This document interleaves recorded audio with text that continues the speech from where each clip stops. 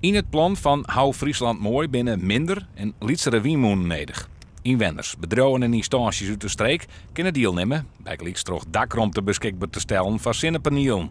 Het zal 21 rond 42 miljoen euro kosten. De energiecoöperatie zal zelfs 4,5 miljoen betalen. Er ligt nog een heleboel grond beschikbaar, ook van het Rijk en van Rijkswaterstaat. Nou, we willen onderzoeken of we die 36 of 42 megawatt kunnen realiseren op ditzelfde gebied, maar dan op een manier die past bij de omgeving. Hou Friesland Mooi vreeg de provincie haar de tijd aan om het plan verder uit te werken, maar dat zit er net in. Deputaire Kielstra had het plan Sjoen en neemt ze voor kennisjouwing aan. Hij zei het, houdt Friesland Mooi koer mooi praten. Ze ziet het niet in de adviesrieën, maar binnen er zelf uitstapt.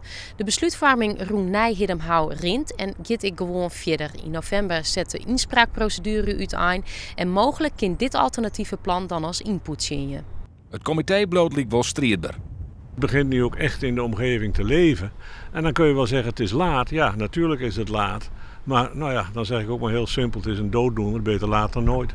We hopen dus dat ook in Friesland, ook in Leeuwarden, de politiek zegt van nou, laten we die mensen die daar wonen, laten we die een kans geven. De Partij van de Arbeid, Haze Almey, die vindt dat deputaire steden even de rem zetten moet op de besluitvorming. De fractie maakt hem zwaar door het draagvlak van de windturbines in de streek. Daarom moet er serieus naar dit plan sjoen worden.